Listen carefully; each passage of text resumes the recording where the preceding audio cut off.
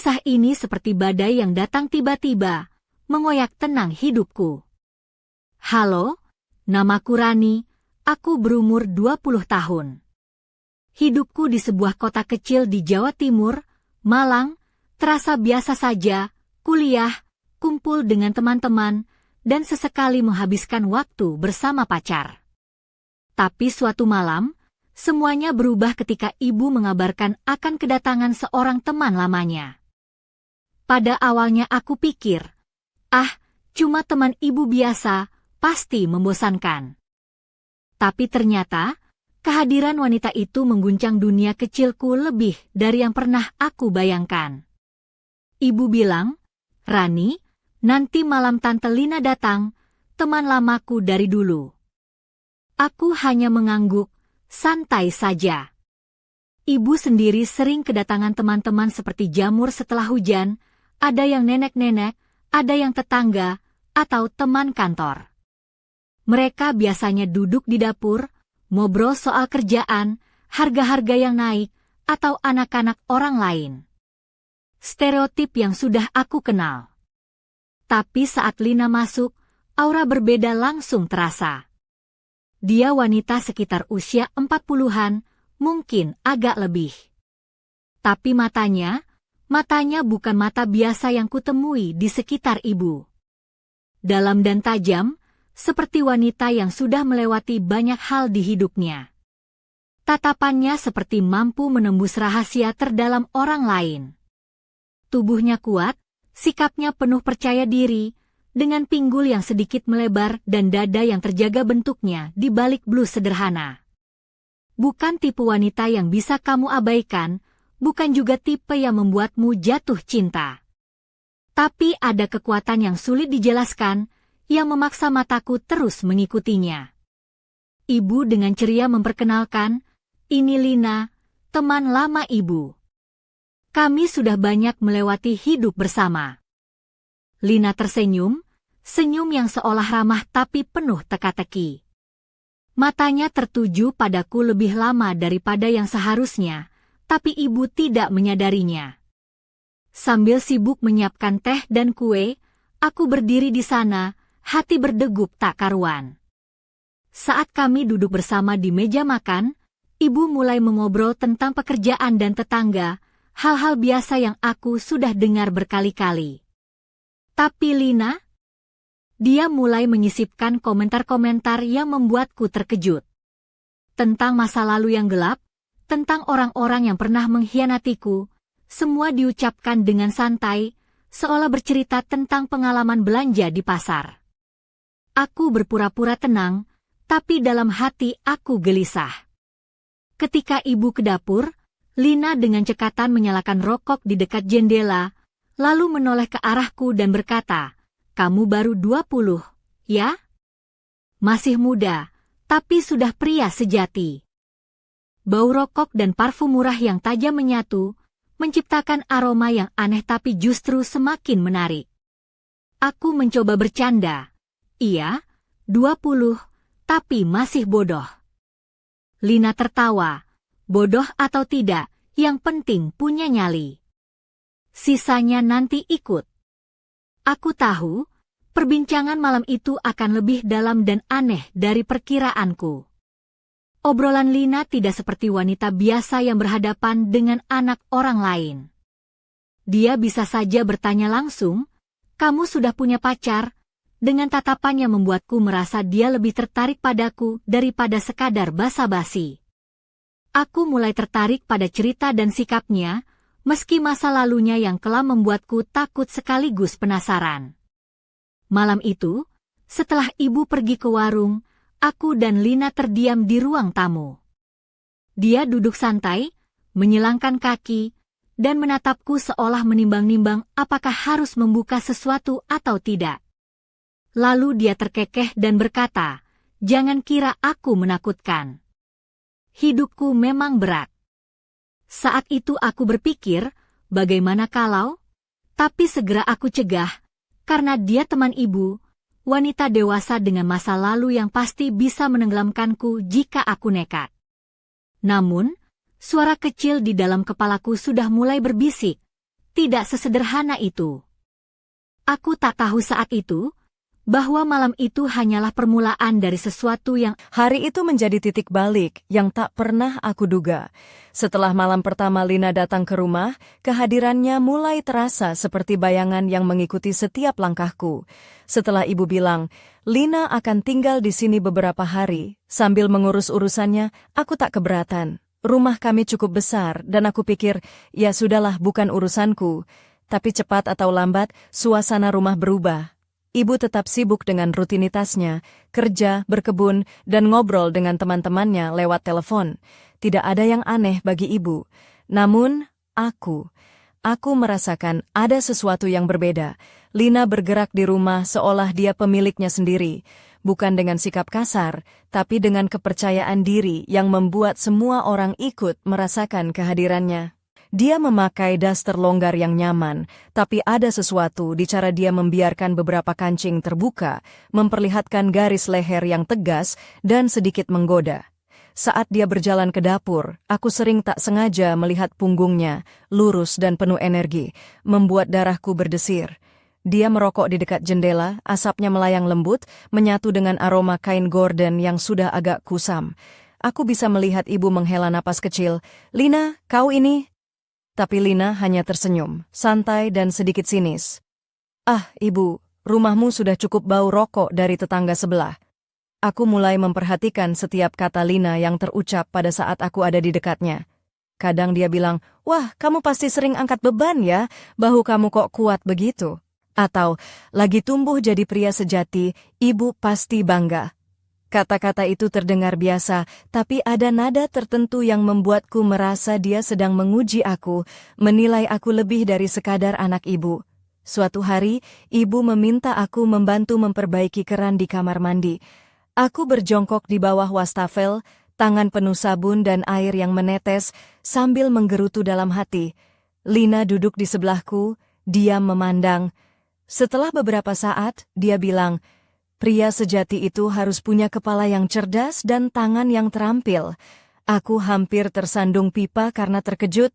Dia tertawa kecil. "Santai saja, aku cuma bercanda." Namun aku tahu, dia menikmati melihat reaksiku. Ibu kembali dan bertanya, "Sudah selesai?"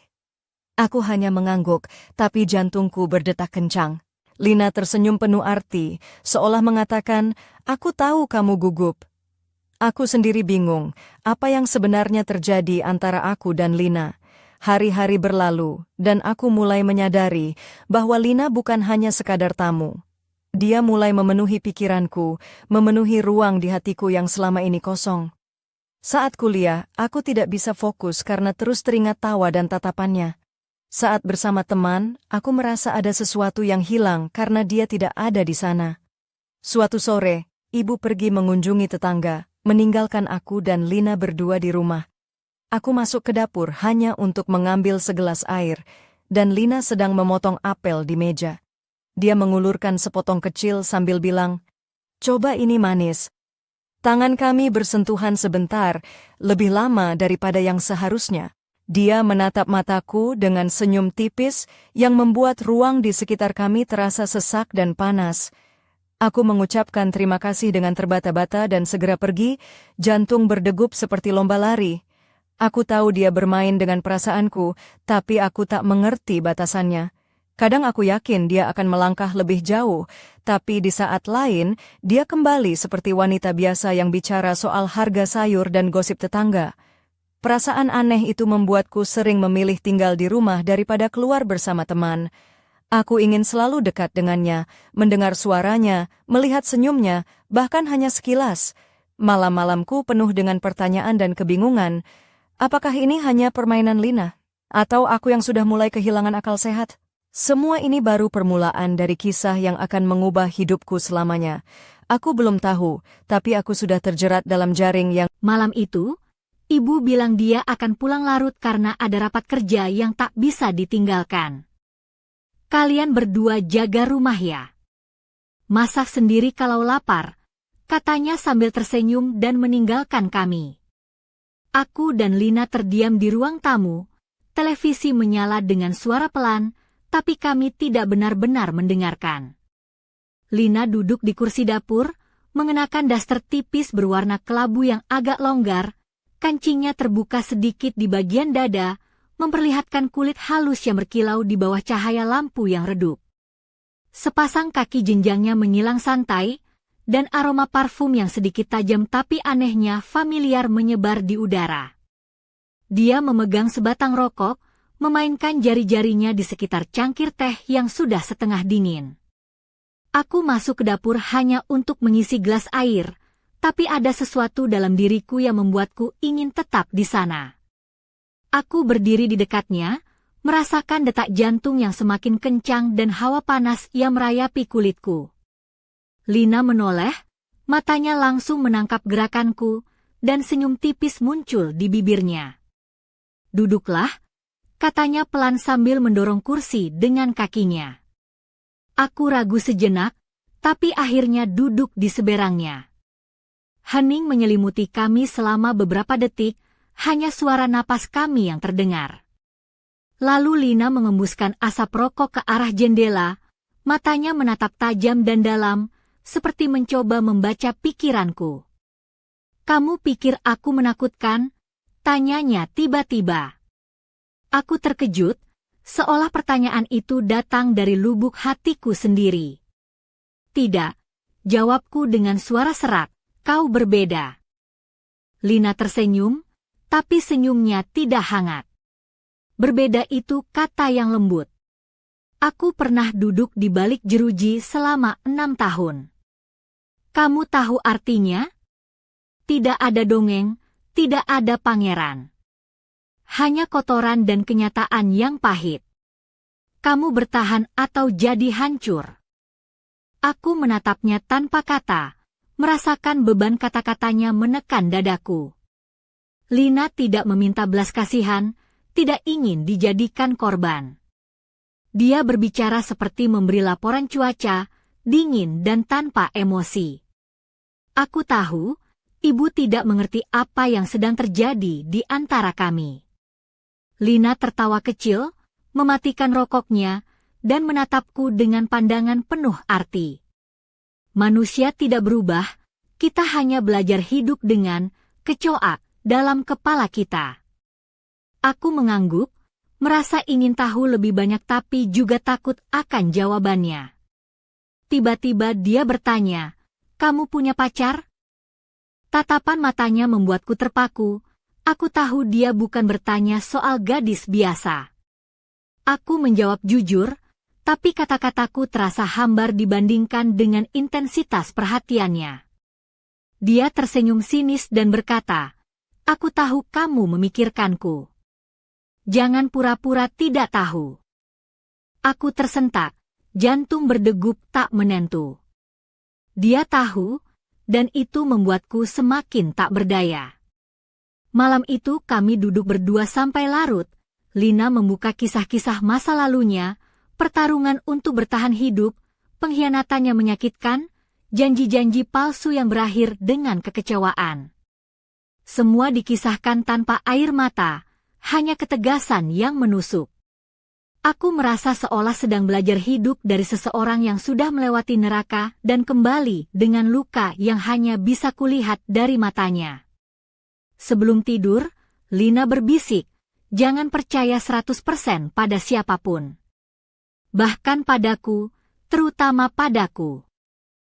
Lalu dia pergi ke kamarnya, meninggalkanku duduk sendirian, dengan pikiran yang berputar liar dan perasaan yang berkecamuk seperti gelombang ombak di pantai Malang saat hujan deras. Aku tidak tahu saat itu, tapi malam itu menjadi batu loncatan yang membuatku terjebak dalam permainan yang terlalu rumit untuk dimengerti oleh seorang anak 20 tahun seperti aku.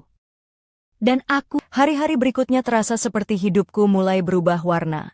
Lina tidak lagi sekadar tamu di rumah kami, tapi seperti bayangan yang selalu hadir, mengisi setiap sudut pikiranku. Setiap kali aku melewati dapur, dia selalu ada di sana. Kadang duduk santai dengan daster tipisnya, kancing terbuka sedikit, memperlihatkan kulit halus yang memikat tanpa perlu berlebihan. Tatapannya yang tajam langsung menempel di wajahku, seolah menembus segala lapisan yang aku coba sembunyikan.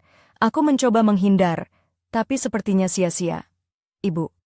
Dia tetap sibuk dengan urusannya, tak pernah menaruh curiga sedikit pun. Aku merasa seperti dua dunia yang berbeda tinggal di rumah yang sama. Lina, dengan semua rahasia dan aura misteriusnya, dan aku yang masih berusaha memahami apa yang sebenarnya terjadi. Suatu malam, aku sedang duduk di kamar, fokus mengerjakan tugas kuliah, ketika Lina masuk dan berhenti di ambang pintu. Dia menyandarkan tubuhnya pada kusen pintu, menatapku dengan senyum yang sulit diartikan. Kenapa serius banget? Hidup itu tidak cuma soal angka dan nilai, katanya sambil melangkah masuk, berdiri di belakangku. Aku merasakan napasnya di leher, hangat dan sedikit beraroma parfum yang aneh tapi menenangkan. Tiba-tiba tangannya menyentuh bahuku, lembut tapi penuh makna. Aku menegakkan badan, jantung berdegup kencang. "Kamu keras kepala, Rani," katanya. "Jangan takut untuk hidup." Aku ingin menjauh, tapi tubuhku seperti membeku. Malam itu, suara hatiku bergejolak lebih kuat dari sebelumnya. Aku sadar, aku sudah terperangkap dalam permainan Lina, sebuah tarian yang penuh godaan dan bahaya, di mana aku adalah pion yang tak berdaya. Lina bercerita tentang luka lama yang ia simpan di pahanya, bekas sayatan yang panjang dan berliku, tampak jelas di saat dia menyilangkan kaki. "Ini kenangan," katanya sambil tersenyum sinis, "bukan tentang sakit fisik, tapi pengkhianatan yang lebih dalam." Aku bertanya apakah itu menyakitkan. Dia menjawab singkat, "Sakit itu ketika orang yang kamu percaya malah menusuk punggungmu." Malam itu kami mencuci piring bersama. Aku membersihkan dengan sabun, dia mengelap dengan tangan yang terampil. Saat dia merunduk mendekat, bahunya menyentuh lenganku tanpa sengaja, dan aku mencium aroma parfum yang tajam dan sedikit manis. Aku membeku, merasa seolah dunia berhenti berputar. Dia menatapku dengan mata penuh api dan berkata pelan, "Kamu mengerti, kan? Ini bukan permainan biasa." Aku hanya bisa mengangguk, suara tertahan di tenggorokan. Hari-hari berlalu dengan ketegangan yang semakin memuncak. Malam-malamku dipenuhi dengan suara langkahnya di koridor, desahan kecil saat dia membuka pintu kamarnya, dan tatapan yang terus mengejar setiap gerakanku. Aku merasa seperti terjaring dalam jaring yang Lina rajut dengan sabar dan lihai.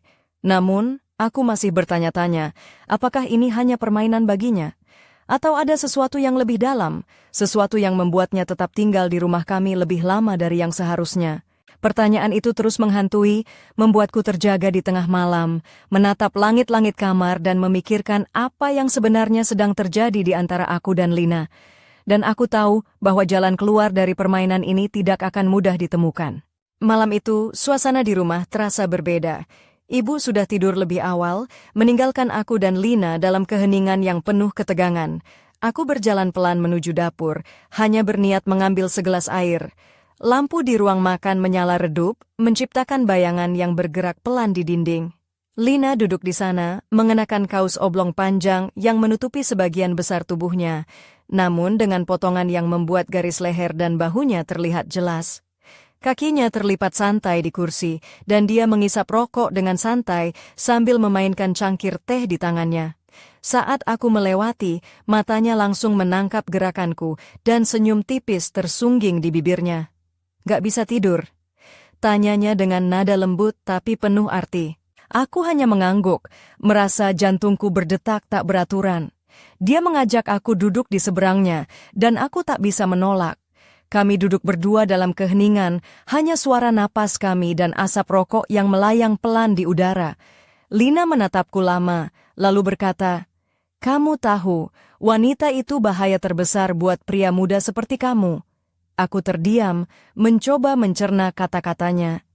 Lina melanjutkan, "Tapi bahaya itu bukan cuma soal fisik, lebih ke permainan pikiran, godaan, dan ketidakpastian. Kamu tahu itu, kan?"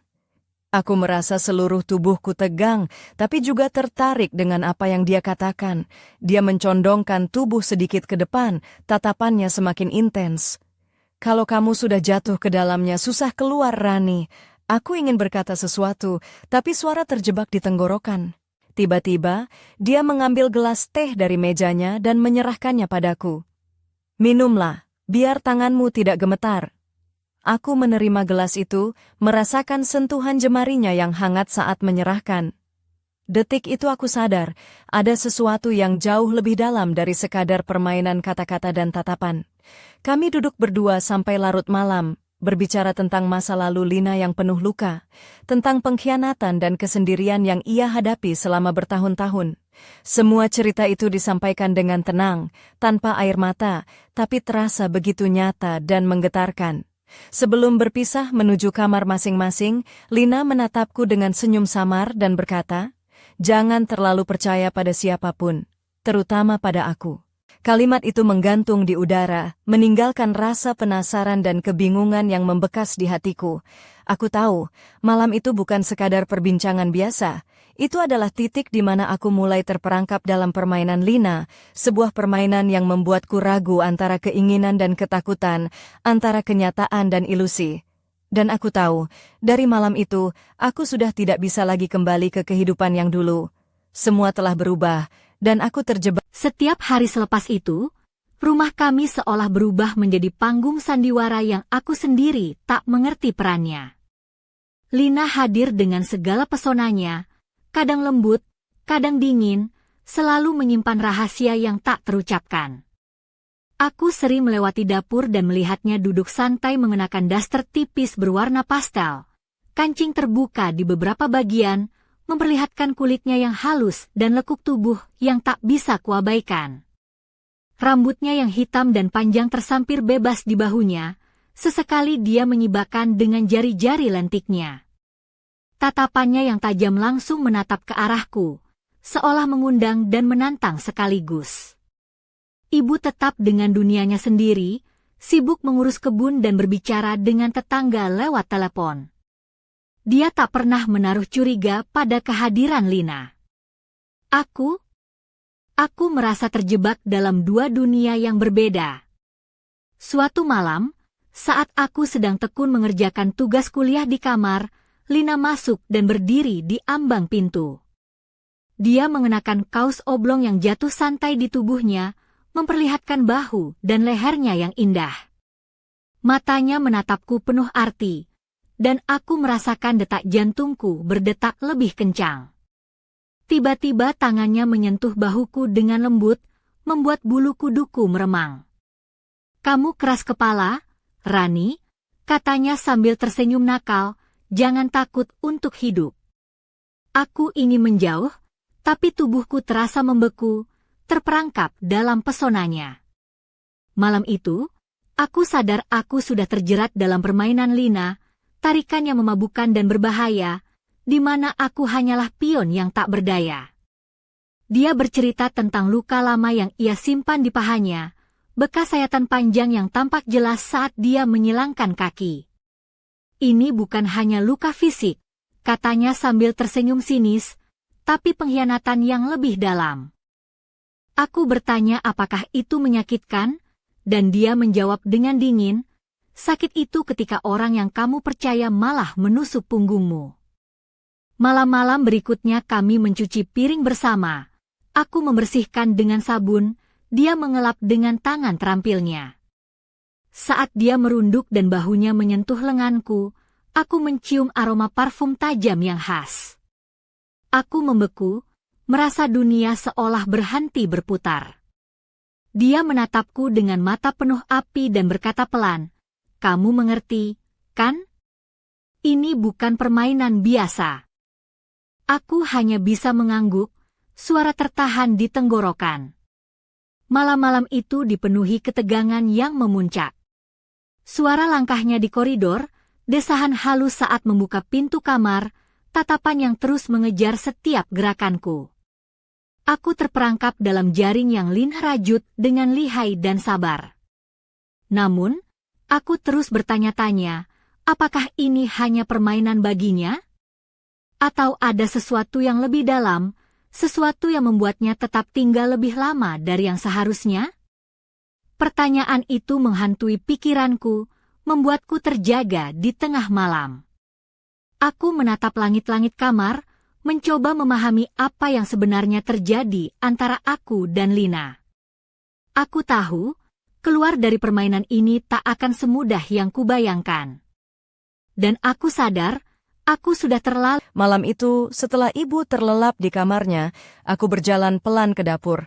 Lampu ruang makan dinyalakan redup, menciptakan bayangan yang menari di dinding. Lina duduk di sana, mengenakan kaos longgar berwarna abu-abu, kancingnya terbuka sedikit di bagian dada, memperlihatkan kulit halus yang berkilau di bawah sinar remang. Kakinya disilangkan santai, sembari mengisap rokok dan memainkan cangkir teh di tangannya. Matanya langsung menangkapku saat aku masuk, dan senyum tipis tersungging di bibirnya. "Gak bisa tidur?" Tanyanya dengan suara lembut tapi penuh arti. Jantungku berdetak tidak beraturan, aku hanya mengangguk. Dia mengajak duduk, dan aku tak bisa menolak. Duduk berhadapan dalam keheningan, hanya suara napas dan asap rokok yang melayang di udara. Matanya menatap tajam. "Kamu tahu, wanita itu bahaya terbesar buat pria muda seperti kamu." Aku terdiam, mencoba memahami kata-katanya. Dia melanjutkan, "Bahaya itu bukan cuma soal fisik, tapi permainan pikiran, godaan, dan ketidakpastian. Kamu tahu kan? Aku merasa tubuhku tegang, tapi juga tertarik dengan ucapannya." Lina mencondongkan badan ke depan, tatapannya semakin intens. "Kalau kamu sudah jatuh ke dalamnya, susah keluar, Rani." Aku ingin bicara, tapi suara terjebak di tenggorokan. Dia menyerahkan gelas teh padaku. "Minum, biar tanganmu gak gemetar."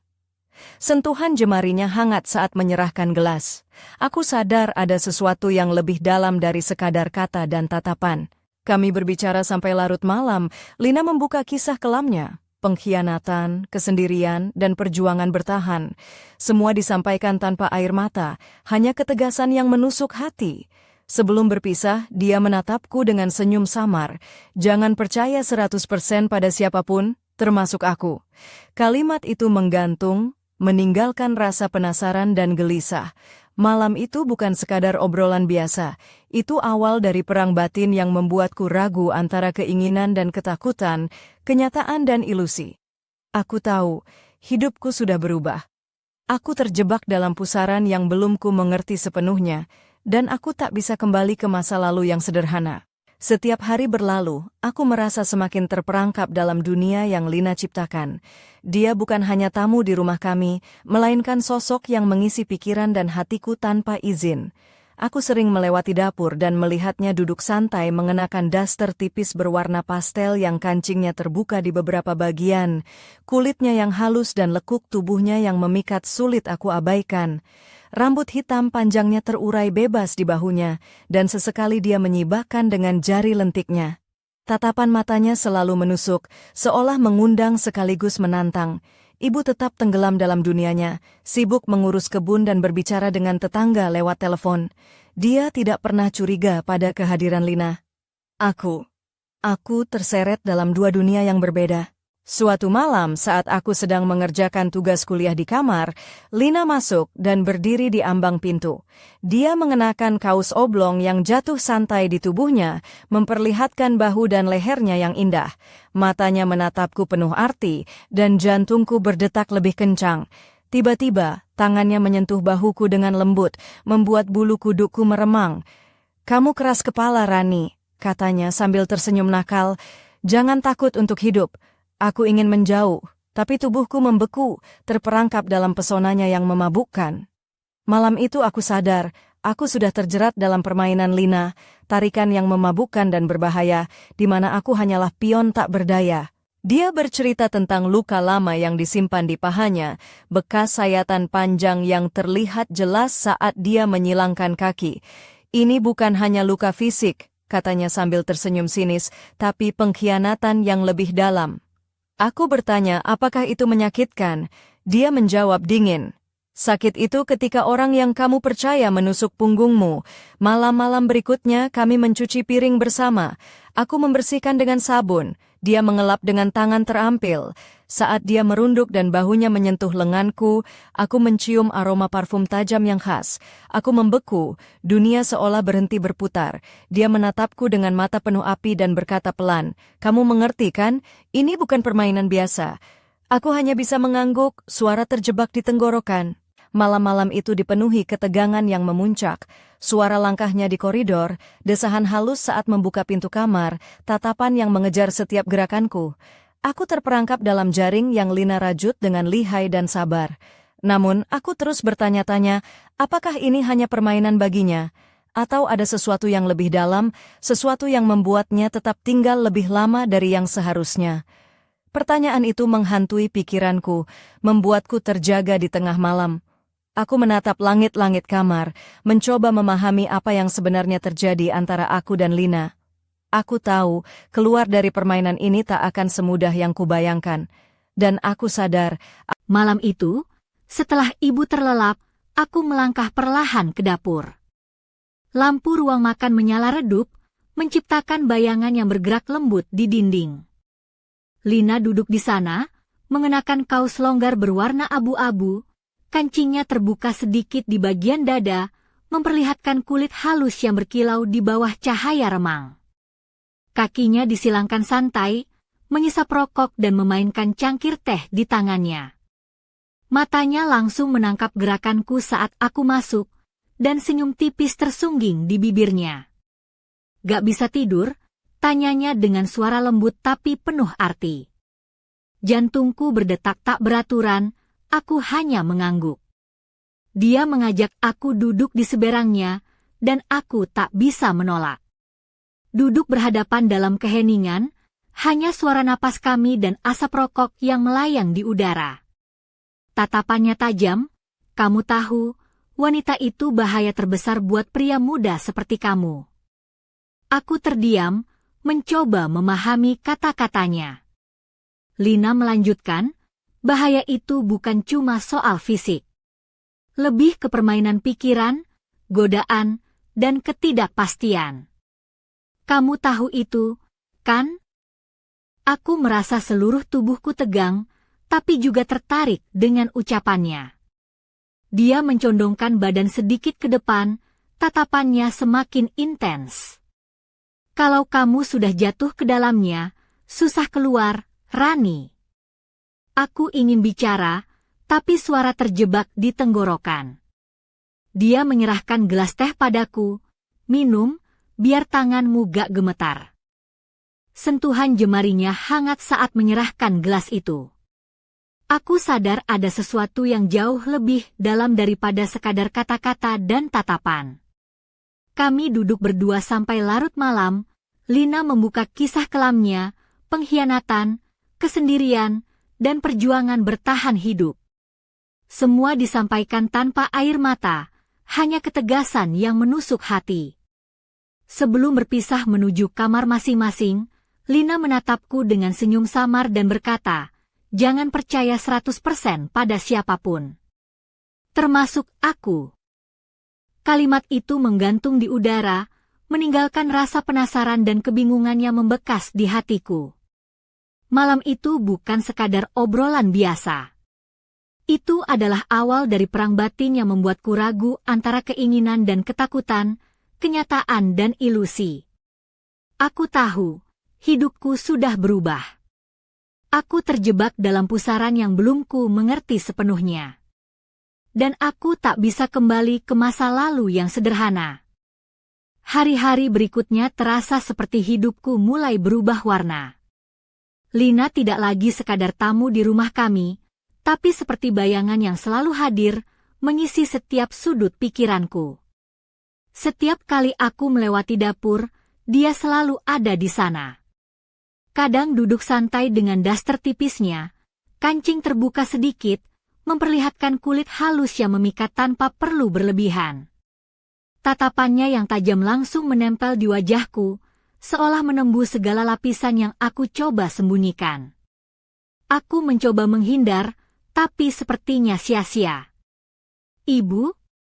Dia tetap dengan dunianya sendiri, sibuk mengurus kebun dan berbicara dengan tetangga lewat telepon. Dia tak pernah menaruh curiga sedikit pun. Aku merasa seperti dua dunia yang berbeda tinggal di rumah yang sama.